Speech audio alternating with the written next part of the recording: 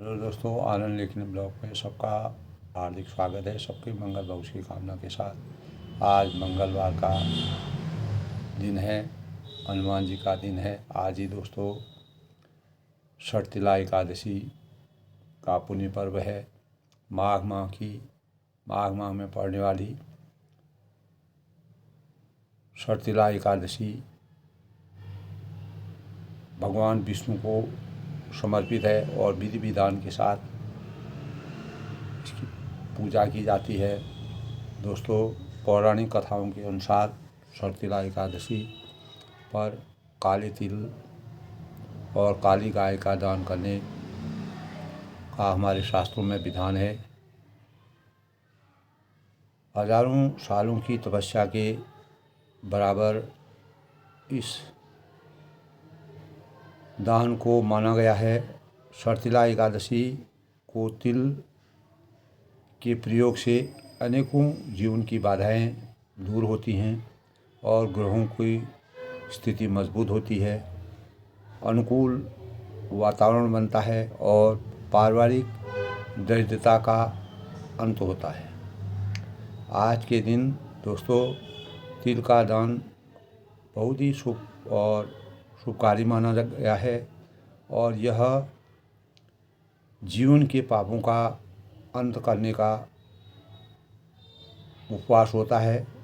विधि विधान के साथ भगवान विष्णु की पूजा पाठ करने से हमारे जीवन में अनेक प्रकार के सकारात्मक भाव प्राप्त होते हैं। दोस्तों, इस दिन फल, दूध से बनी हुई चीज़ों और सब्जियों का सेवन करना चाहिए, शाकाहारी भोजन करना चाहिए और किसी प्रकार के तामसिक भोजन का प्रयोग नहीं करना चाहिए। यह व्रत बहुत ही शुभकारी माना गया है। पौराणिक मान्यता के अनुसार दोस्तों पांडवों में भीमसेन ने इस व्रत का सही ढंग से पालन किया और इसीलिए उनको वैकुंठ की प्राप्ति हुई। दोस्तों, वर्ष में 25 एकादशी का व्रत कम से कम करना चाहिए और इसी प्रकार 25 एकादशियों को करने से हमारे जीवन में अनेक प्रकार के जो मनोवांछित फल हैं उनकी प्राप्ति होती है।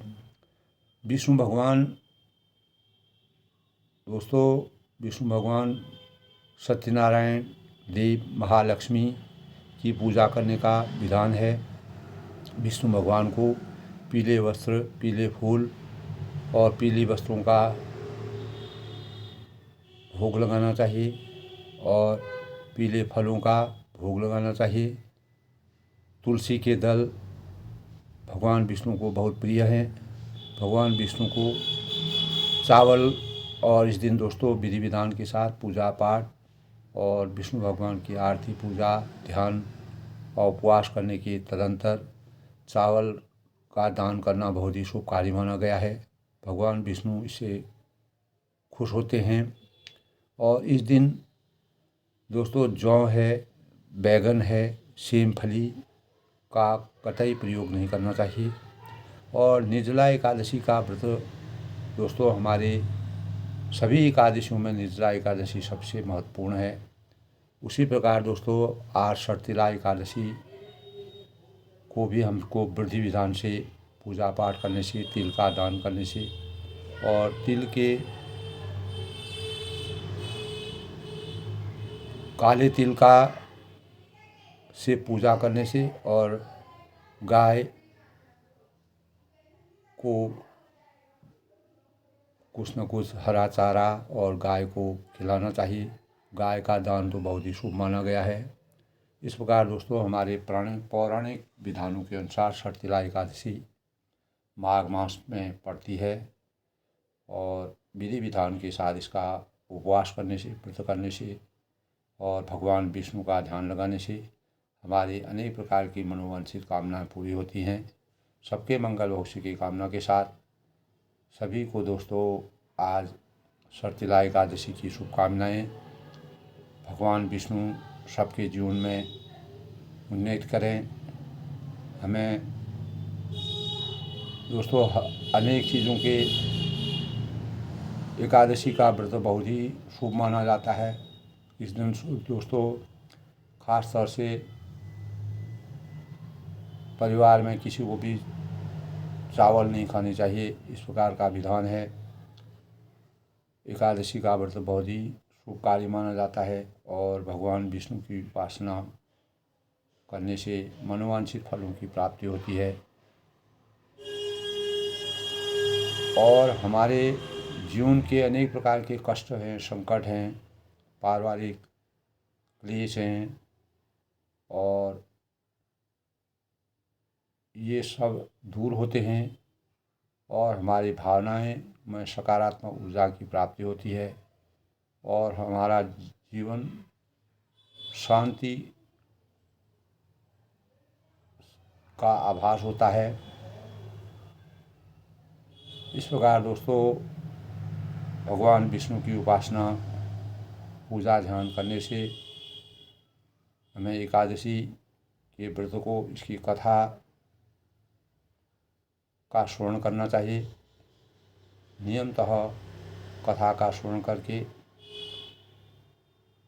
भोग लगा करके भगवान विष्णु को की पूजा ध्यान करके, अर्चना करके, आरती करके मंगल कामनाओं की कामना करनी चाहिए।